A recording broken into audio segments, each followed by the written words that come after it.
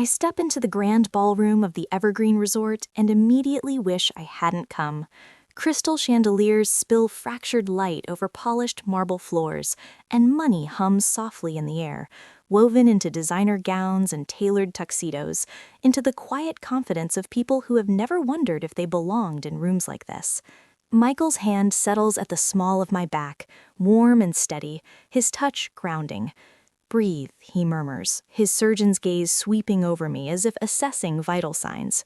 "We earned our place here." Leo tugs irritably at the bow tie cinched around his small neck, 6 years old and already fed up with adult formalities. "Mom, it's choking me." I crouch in front of him, smoothing the stubborn fabric with practiced fingers and a reassuring smile. "Just for a little while, buddy. Remember our deal. Good behavior now means swimming later." The promise buys me a reluctant nod. The crowd shifts near the center of the room, and my heart stutters violently against my ribs. A profile emerges through the moving bodies. The slight incline of her head when she laughs, the subtle lean forward as if confiding in the world. I haven't seen that posture in 11 years, but muscle memory is cruelly precise. The bride turns mid-toast, champagne lifted high, and our eyes collide across the glittering space. Grace, my sister. The stem of my glass quivers in my grip, the only sign of the fault line splitting open inside me. I hadn't recognized the name Daniel Brooks on the invitation.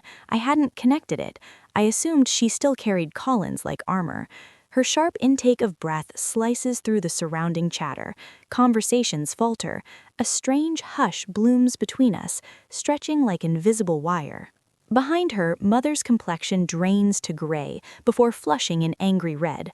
Father steps forward instantly, broad shoulders angling to shield Grace, a reflex perfected over decades. "What are you doing here?" Mother's whisper is sharp enough to draw curious glances from nearby guests. Shame rises reflexively in my throat for a fleeting second. I am 21 again, drenched in rain, suitcase by my side, no home to return to. Michael moves forward, calm but firm. "My wife is an invited guest. She's the CEO of Medova. The groom requested our presence personally." The word Medova ripples through clusters of physicians like an electrical current. I catch fragments of recognition. CEO. A woman in burgundy turns, whispering to her companion, "That's Amber Collins." Rain seeps through my memory like ink. "If you're too ungrateful to help at the clinic, don't come back." Father's voice, final as a judge's gavel, the slam of the door sealing my exile. Now I stand tall in Valentino, the storm long behind me. The frightened girl dissolved years ago. In her place stands someone who built her own foundation when hers was stripped away. Dr. Daniel Brooks approaches, confusion etched across his face. His eyes flick between Grace's frozen expression and my composed one.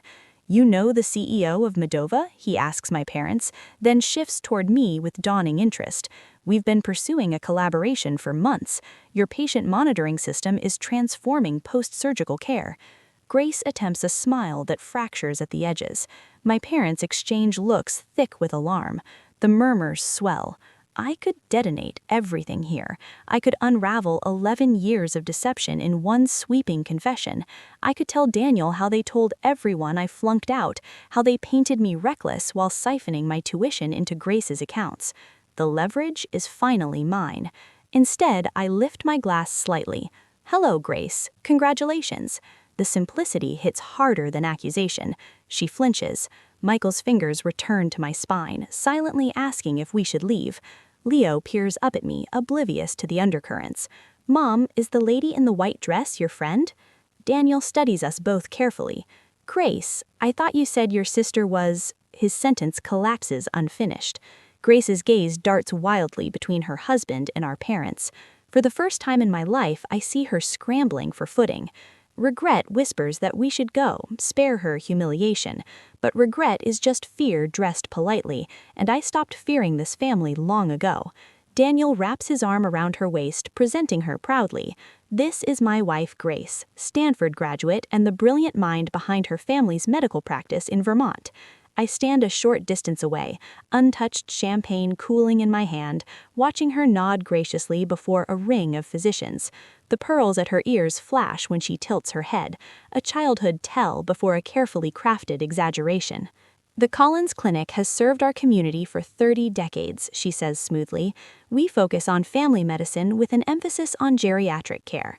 Michael nudges my elbow gently as a silver-haired woman in an elegant suit studies my name badge. Medova, her eyes brighten. You're Amber Collins. Your keynote last month was extraordinary. Your system is reshaping recovery standards across 3 states. 4 now, I correct softly. Northwestern finalized implementation last week. Across the room, Grace falters through a response about platelet therapies. A doctor frowns. I thought Stanford shifted away from that model years ago. Grace laughs too brightly. Academic debates linger longer than policy shifts, she replies vaguely. Daniel's arm loosens from her waist almost imperceptibly. Doubt has begun its quiet work. Amber, father's voice, older but unchanged in authority.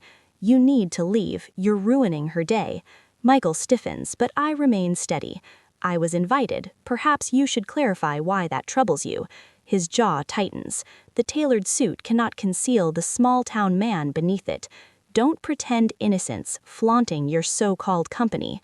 Medova is not a claim, Michael interjects calmly. She was keynote speaker in Boston last month. Her systems operate in 27 hospitals nationwide. Nearby guests turn, recognition dawning. Mother flutters anxiously beside Grace, attempting to redirect attention, but the room has already shifted. Leo tugs my hand again. Mom, cake? In a minute, sweetheart. He squints at Grace. Is she your sister? Did she go to Stanford like you? Father pales. Before he can intervene, Leo continues brightly. You showed me your college pictures. The red buildings were pretty. Grace edges closer, Daniel beside her. Stanford, Daniel asks slowly. You attended too? Class of 2014, I answer evenly. A cardiologist nearby looks impressed. You didn't mention your wife's sister was Amber Collins. Her predictive algorithms cut readmissions by 22% at Northwestern. Grace's shoulders sag beneath the weight of collapsing lies. Memory intrudes uninvited. Rain against my dorm window. My college fund emptied, rerouted to an unfamiliar account. A glossy postcard from Grace in Cancun arriving the same week. I return to the present as Daniel draws Grace aside, their hushed argument visible. You said you graduated from Stanford, he says, voice tight. I attended there. I've never heard your name. Grace stammers about remote coursework. Stanford Medicine doesn't offer remote degrees, he replies flatly. Her composure fractures completely.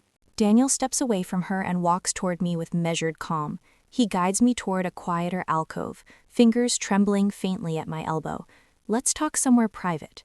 We sit opposite each other beneath dimmer light. I apologize for the awkwardness, he begins, adjusting his bow tie, words stumbling. You didn't know Grace had a sister, I supply. He shakes his head. She said you left school after 1 semester, couldn't handle it, disappeared. The ache resurfaces, old but familiar. I graduated summa cum laude, I reply evenly, working 3 jobs. His brow furrows. Mornings at a cafe, evenings at a hospital front desk, weekends in a call center. I supported myself. No family assistance. His expression recalibrates, analytical. Stanford? He asks quietly. I shake my head. Community college first, then state university. Stanford wasn't financially possible after I discovered my college fund had been, I pause, choosing my words carefully, reallocated to Grace's education, he concludes, the pieces clicking into place.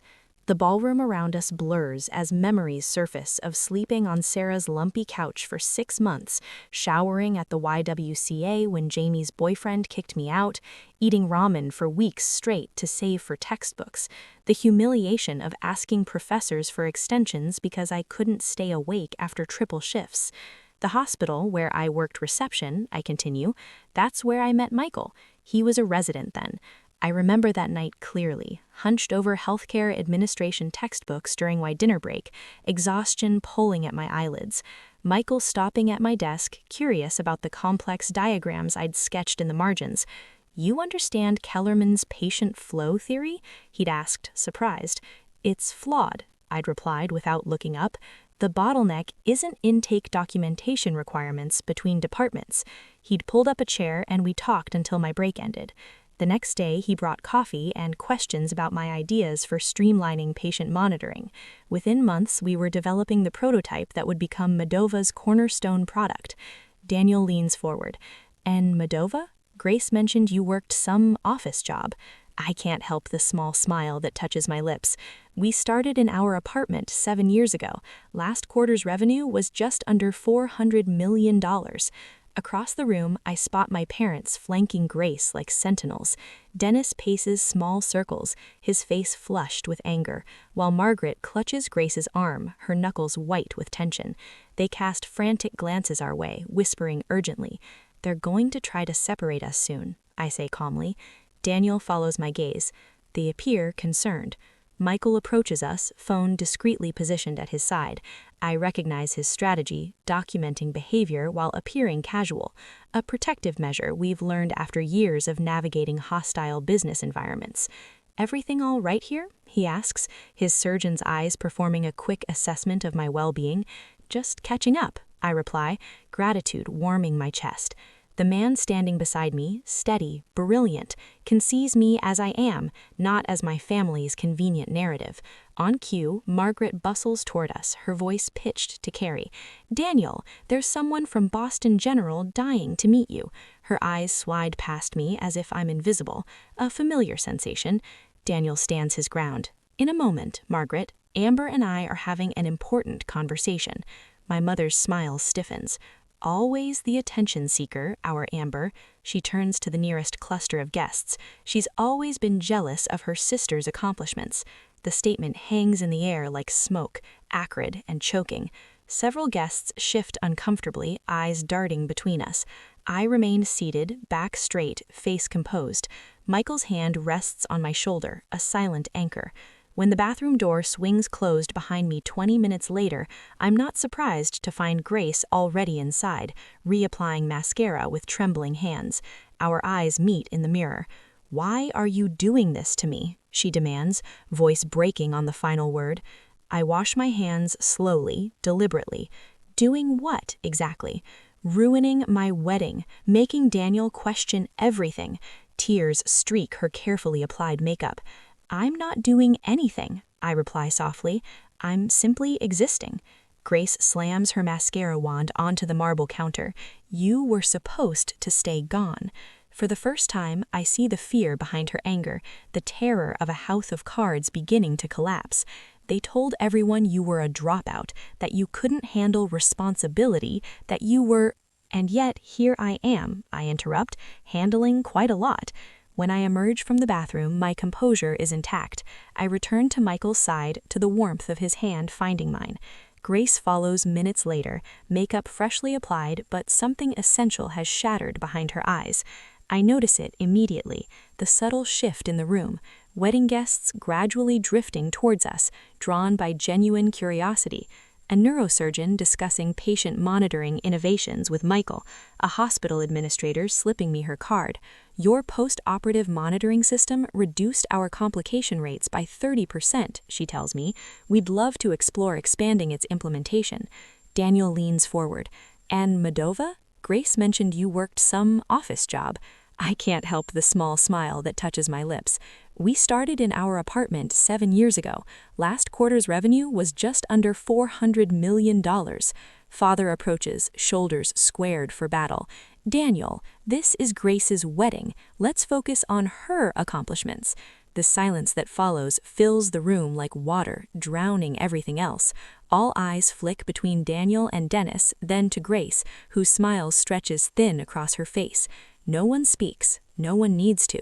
Sometimes silence holds more truth than any words could express. I hand my half-empty champagne flute to a passing server and check my watch.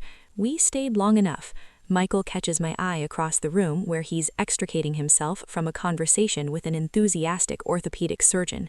His slight nod confirms we're on the same wavelength, as always.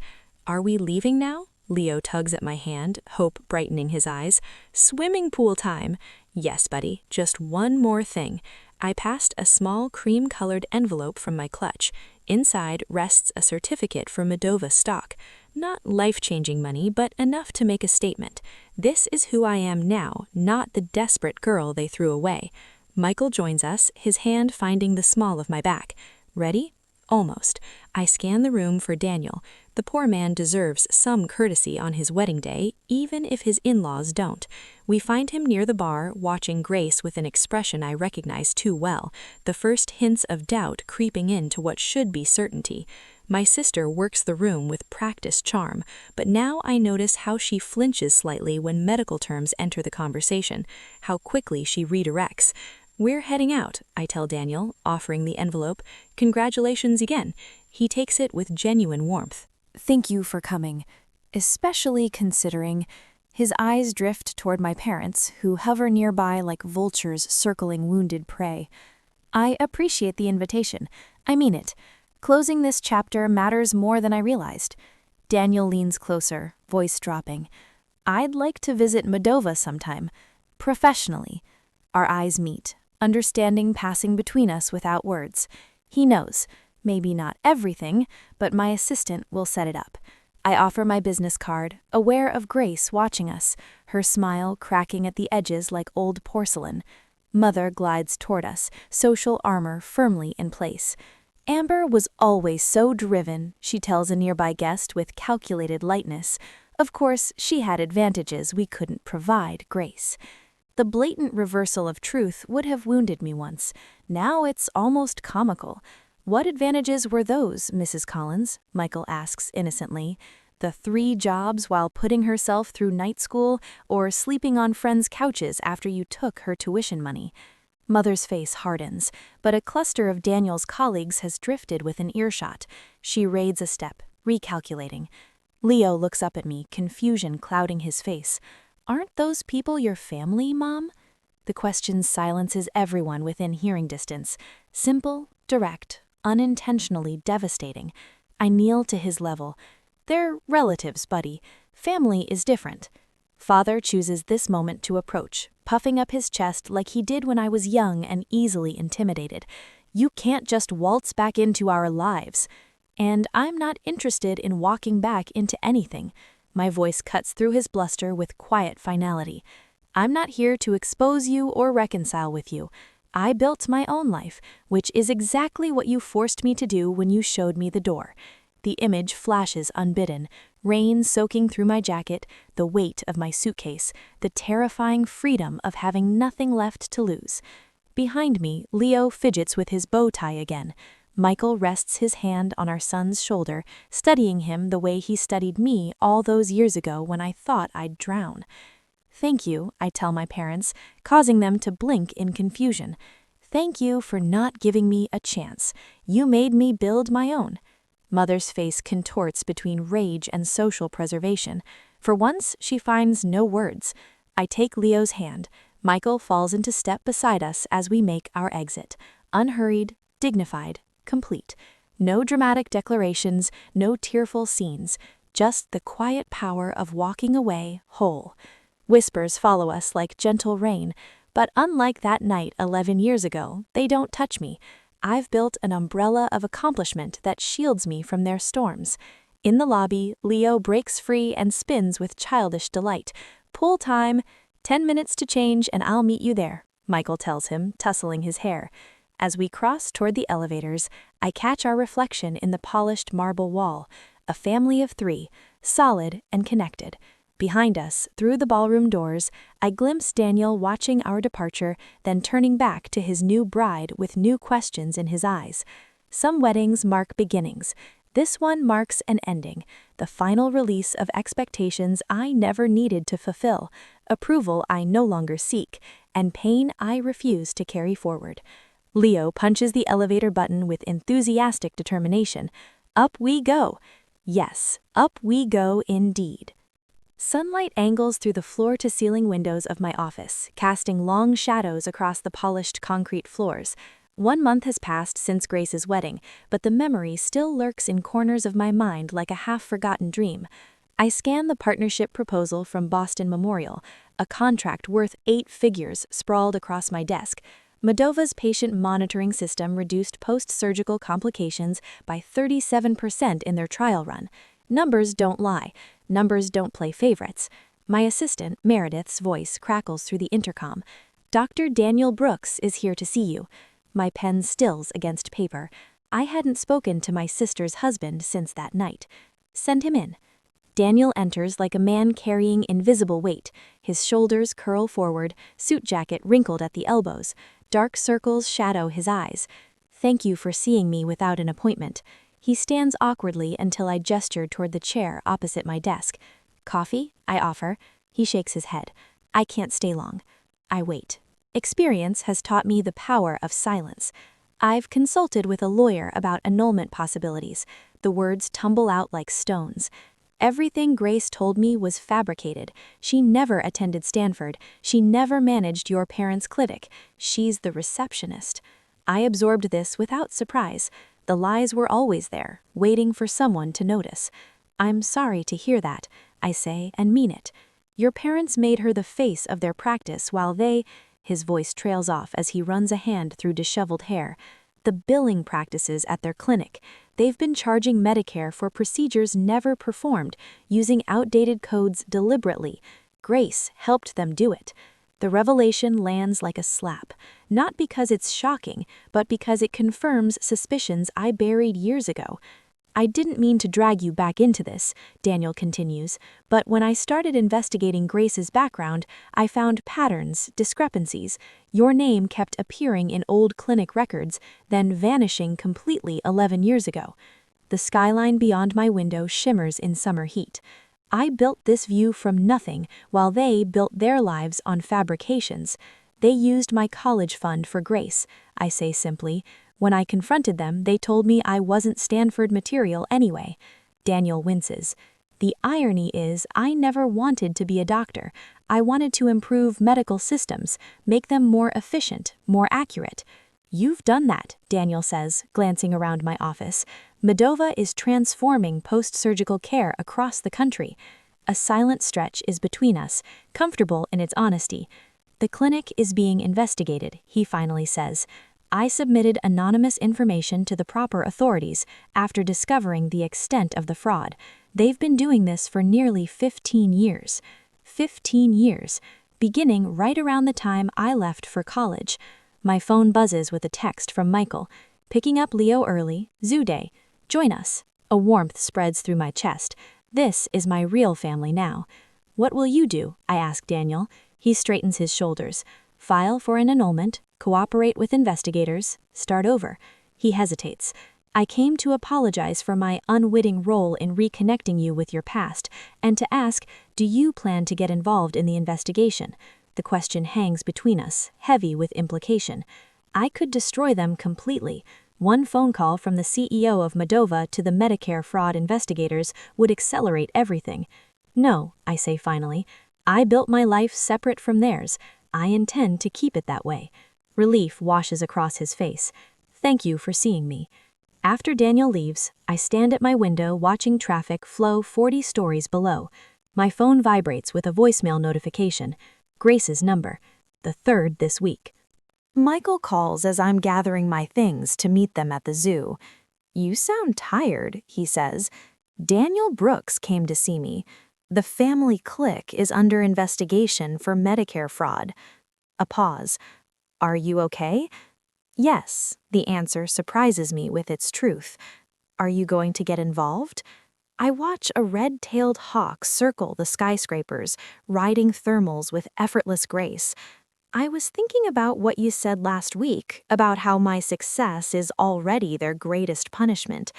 I stand by that, Michael says, but it's your choice. My computer chimes with an incoming email. An attorney representing the Medicare Fraud Investigation Division requesting information about my time at Collins Family Practice. Attached are documents requiring my testimony. They want me to testify, I tell Michael. What will you do? I consider the question. Part of me wants to delete the email, refuse the request, let whatever happens to them happen without my fingerprints anywhere near it. Another part remembers patients who trusted them, elderly men and women whose Medicare benefits were stolen. I'll forward them copies of the clinic's original records from when I worked there, I decide. Nothing more, nothing less, just the facts. I'm proud of you, Michael says. My phone buzzes again. Another voicemail from Grace, her third today. The first one begged for money. The second threatened to tell Leo the truth about his mother. I don't need to hear the third. I press delete without listening. The small action, surprisingly final. Leo wants to see the new tiger cubs, Michael says, his voice a welcome anchor to my real life. Tell him I'm on my way. I gather my bag, pausing at the door to look back at my office. The Boston Memorial contract waits on my desk, another hospital ready to implement the system I built from nothing but determination and long nights. I close the door behind me, leaving Grace's voicemail and digital oblivion where it belongs.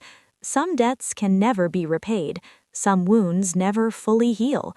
But I've learned that moving forward doesn't require forgiveness. Sometimes it just requires letting go.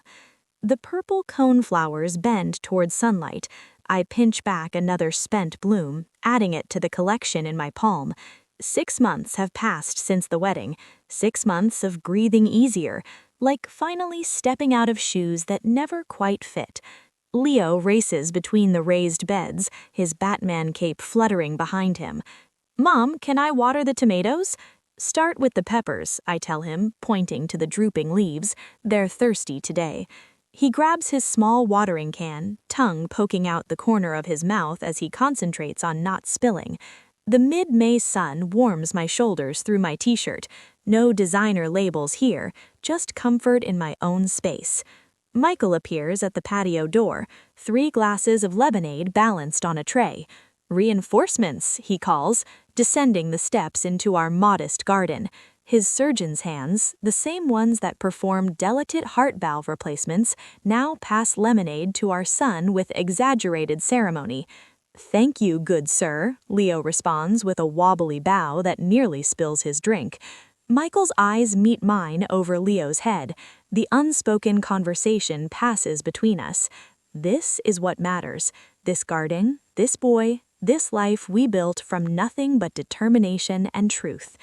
"The Davis Hospital Board approved the patient monitoring system," Michael says, casually, though we both know what this means.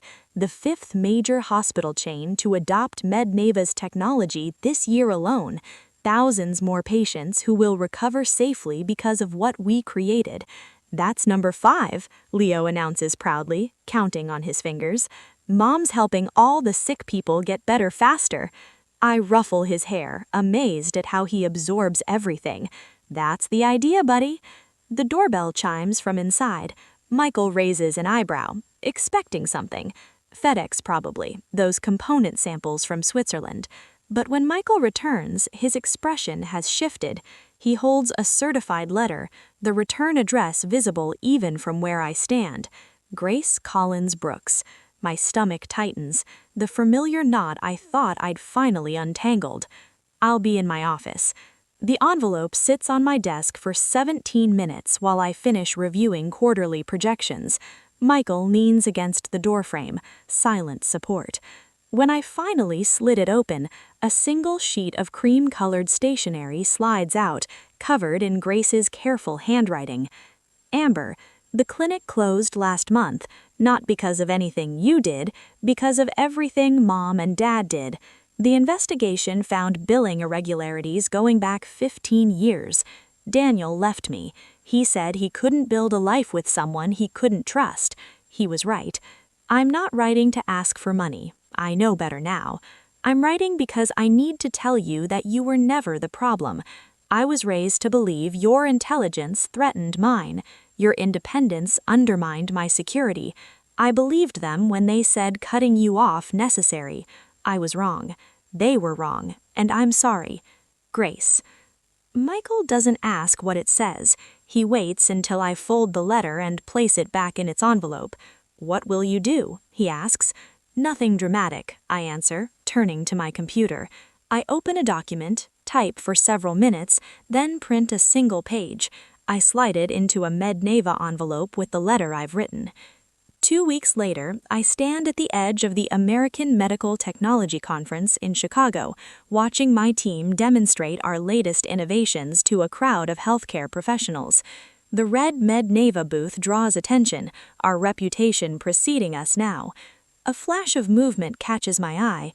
Someone in pale blue scrubs near the education pavilion. Grace, her hair pulled back in a simple ponytail, listens intently to a speaker discussing entry-level medical coding certification. Our eyes meet across the crowded exhibition hall. No gasps this time, no drama, just quiet recognition. She holds the MedNava internship application I sent her, clutched like a lifeline. I offer a small nod, not forgiveness exactly, but acknowledgement. She returns it, eyes bright with something that might be determination. We don't approach each other. Some relationships are completed, not continued. That evening, I finalized the paperwork for the Collins first-generation medical scholarship, not named for my parents, but reclaiming my birth name for something better.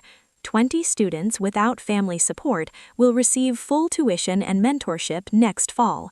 Back home, I kneel in our garden again, digging small holes for new seedlings. Leo helps, his small hands patting soil around tender roots.